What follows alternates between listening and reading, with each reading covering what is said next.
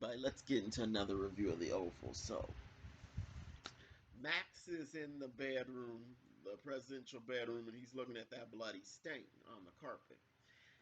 And Yuma comes in and he's asking her, "What does that look like?" She says, "Blood."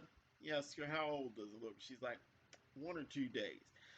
And so he wants to look at the bloody mattress, and right off, Yuma's like, "You know what? Leave this alone. Don't, you know, you should have stayed in law school. It would have paid you more."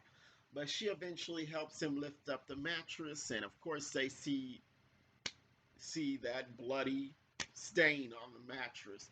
And Max is like, "You know what could live using losing that much blood?" And Yuma's like, "You know what? Leave it alone. Just put that down and leave it alone." But he keeps on pushing, and she tells him a little bit about Denise. "Oh, well, I took her home. She was flirty. She touched my leg. She gave me her number." And but she doesn't want to be involved in this. And Max wants to go to the Justice Department, and she's like, "The president appointed the attorney general, and basically that's not gonna go anywhere, and it's not gonna go anywhere good, because there's a bloody mattress in the White House, so obviously that's something that the president and the folks in the White House want to cover up. So inserting yourself into that drama is dangerous, and Yuma was aware of that. But Max wanted to keep pushing. So let's get into Sam and Victoria in the bunker. So she asks what happened, and Sam just says, it's taken care of. And he asks for his jacket. "Ma'am, my jacket." She wants to help him into it. And she's like, "Oh, you work out? Um, what kind of workouts do you do?" And he's like, just some military thing. "I would like to learn some of that." And he says, "Well, I can talk to staff about getting you a personal trainer." And she's still pushing. "What if I want you?" And he's like, "Yeah, I wouldn't be much good for that." And he's trying to professionally shut her down, and he says, "Well, I want to get you back to your husband and your children." And she looks at him and is like, "You're hilarious." And she's not gonna stop pursuing him, and I don't know how that's gonna go, but it's a mess. So speaking of Victoria's family, they the kids are coming back upstairs, and Jason just thinks it was so exciting and funny, and Gail's like, "Shut up, idiot, we could have been killed." And so Victoria comes in, and it's the usual sort of back and forth arguing, all of that. And Gail asks, "Where's grandma?" And Victoria looks at her like, "Gail," and she's like, "Or did she do it?" Which it's a good question if the grandmother of Victoria's family had something to do with this whole lockdown. Um, Later in the episode, we find out that it was triggered by some kids flying a drone at over the White House. But it's still a good question whether or not this will turn out to be the doing of Victoria's family for whatever reason. It's a crazy family.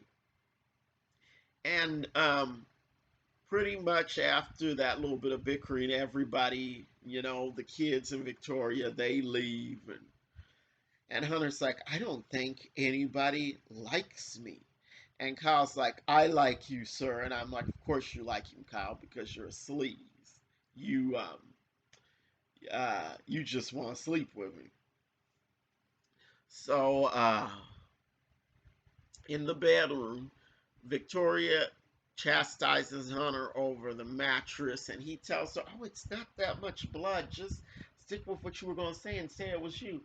And I'm like, "Not that much blood? That was a ton of blood, Hunter." And Victoria's like, "You are so stupid." And then he gets to talk about, about how he wishes he could launch a drone strike against her and all of that. They're always talking about how they want to harm each other or whatever. Well, it's mostly Hunter that's talking about harming Victoria, but you know they're a mess. Excuse me. So Sam, he goes down to the bunker that's for the employees to get Priscilla, and she goes to hug him, and she's like, "There's that perfume again." And once again, he tells her, "Oh well, she was first lady. The first lady was cold, so she needed my jacket." And she's like, and Priscilla's like, "She sure does get cold a lot when you're around. I will cut a bitch. I don't care. She is the first lady." So Priscilla knows what Victoria is up to. Um, like I said, I don't know where this storyline is gonna go, but clearly there is something that's being set up, you know, with Priscilla saying she's too tired, and Victoria is obviously trying to get a hold of Sam. So I don't know if what's gonna happen between Victoria and Sam, but I think it's being set up for them to have an affair. Um, so Sam says he's gonna go and help Barry because you know that body was not Ruth, and they kind of have a way for him to get out of shooting that man when when the gun went off, and after him Barry and Richard were struggling over it. So then we get a scene with Donald and Kyle. And that's when Kyle told Donald that the emergency was some kids flying a drone. And then Kyle says he felt uneasy after he saw Max and Yuma coming out of the bedroom. And, everything with Donald, he's just like, handle it, figure something out. That's pretty much all Donald says with Kyle when it was regarding this. It's like, handle it, figure it out.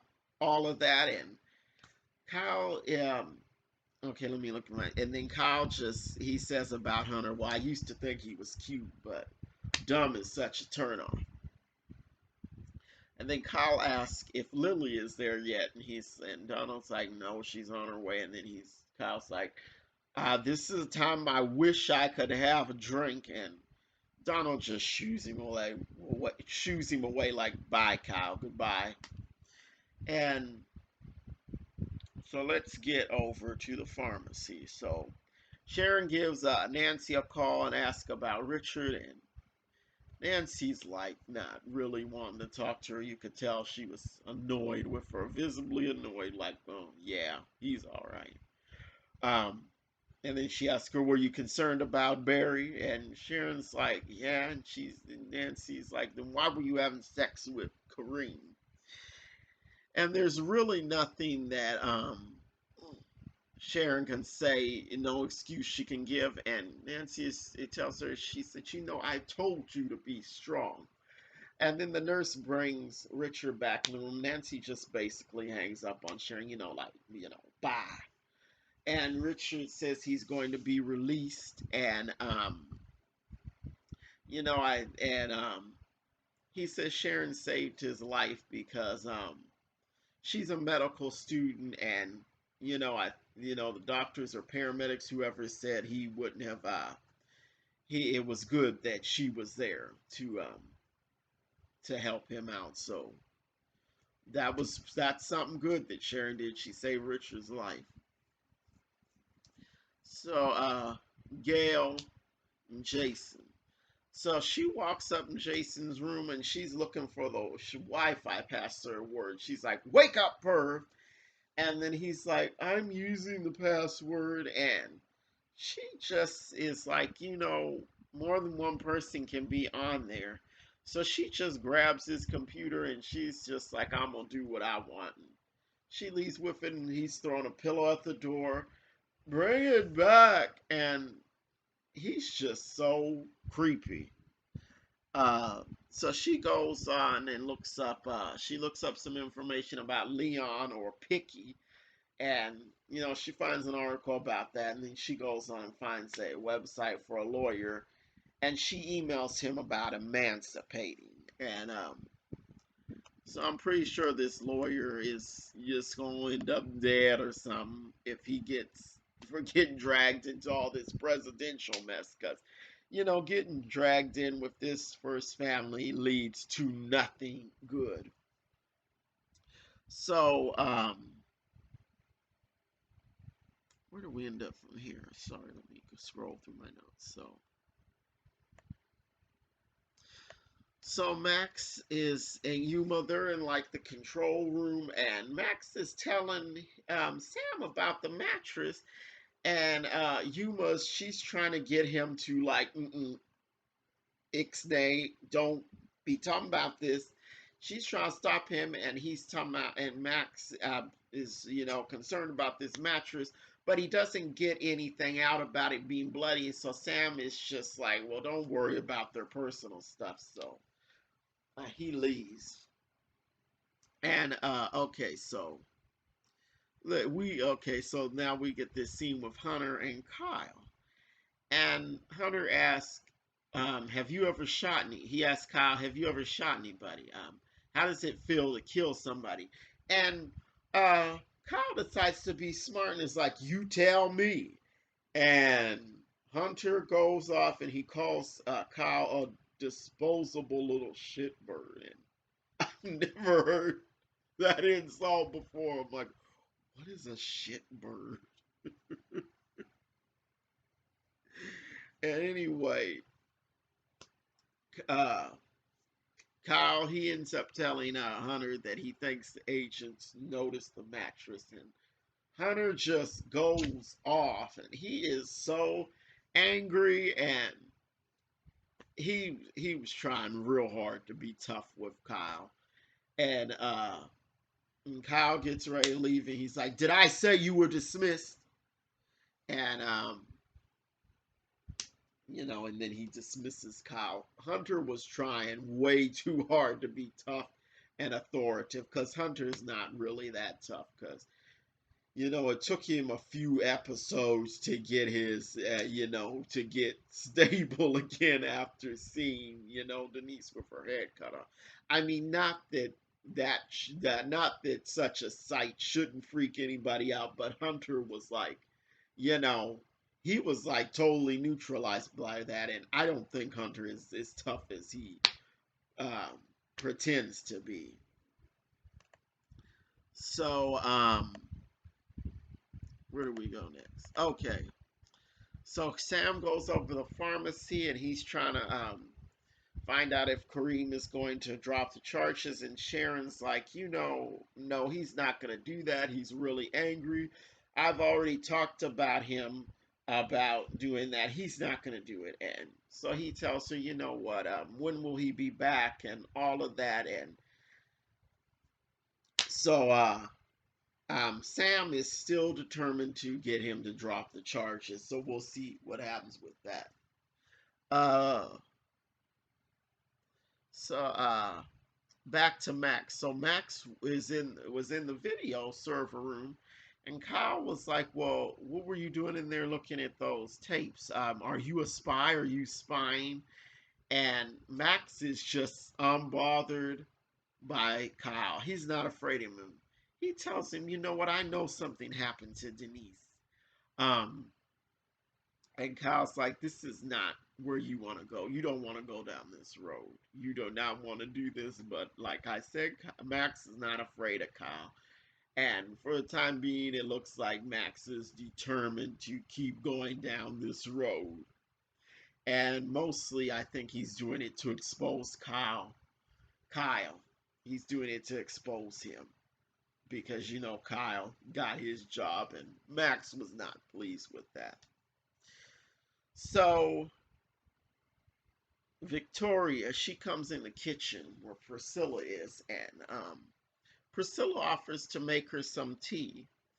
And Victoria, she starts pushing Priscilla's buttons, and she's like, so she's acting like she didn't know that uh Sam and Priscilla are married, and we saw in the last episode she found that out. And the way the timeline with this show, it couldn't have been more than a few minutes ago that she found out about that. And Victoria's like acting like She didn't know, and she's like, "Oh yes, that explains the flirtation." And she starts asking all sorts of questions. How long have you been married? Have you always been faithful? What kind of problems do you have? What kind of arguments do you, or something like that? And Priscilla's like, "Do you really need to know this?" Which was, a polite way of saying, "Mind your own business." And but Priscilla, I mean, and I don't know why she told Victoria this. She's like, "Well, it's a lot of times I'm just too tired." And Victoria, she picked up right on that and was like, "You're too tired to do the do." And I'm like, Priscilla, why would you share that information? That was not good. Not that it really matters though, because Victoria still was going to pursue Sam, but now she has something that she can really play off of, Oh, Priscilla's too tired to do the do. Maybe I can step in there. So now um, Priscilla really messed up there.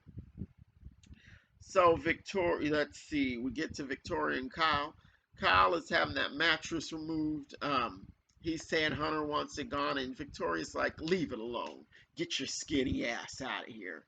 So she shut him down real good. So back to Max and Yuma, and Yuma said, I couldn't get a hold of Denise. Her mailbox is full, and then she says, "I found out she was decapitated, and the whole scene was staged." And Max asked about Denise's store, and he says there was a safe there, and Yuma's like, "You know what? That safe is probably gone. Whoever did this probably took it, and they probably wiped the cameras." And he wants her to go over there. He's like, "How about doing some recon over there?" And she's reluctant to do it, but then she ends up saying, "Yeah, I'll do it," and he gives her the keys to the store. And he says, "Well, I don't know if Hunter bought it for her or not, but he probably did." Uh, okay. So Donald and Kyle have another scene, and he tells him, "Victoria won't let me take the mattress," and Max was looking at the tapes, and and Kyle is like, "We got to protect the president, and we can't really do much about Victoria, but we can do something about Max and Yuma." And that's what Donald wanted. He's like, "You take care of Max and Yuma. That's who you can really take care of." And so, and then this next scene, I was like confused for a second. I'm like, "Who are these people?" Um, because we did, it wasn't until a few lines into the scene that we realized who these people were. So it was this attorney and his secretary. It's the attorney that Gail emailed, and the secretary's trying to get him to look at the paper, like, "Look who this is, look who this is. It's the first daughter." And she really wants him to take this case. She's really kind of pushing for that, the secretary. And she's like, "Well, she called from a line in the White House, and she FaceTimed me from her bedroom." And she tells him, "Email her and she will call. Gail will call." So the secretary was visibly excited about this. So anyway, so let's wrap this up because I'm much longer into this video than I like to be. So finally, the ending, and this surprised me. I didn't expect this to happen, but uh so Yuma, she goes into Denise's store, and she's looking around, and she goes into the dressing room, and somebody was in there. There's a man in there, and he just pow pow plugged Yuma. Um so Yuma probably is dead now, and that kind of proves her point about why she should have left this alone. Now, to a certain extent, I should not have been surprised at this scene because when Yuma agreed to go over to that store, that should have been an indicator. Okay, something bad's gonna happen to Yuma. So, but I didn't expect. I guess I didn't expect something to happen to her this quick. So she got plugged. So that's it for the review. Tell me what you think. As always, like, comment, and subscribe, and I will see you the next time. Bye.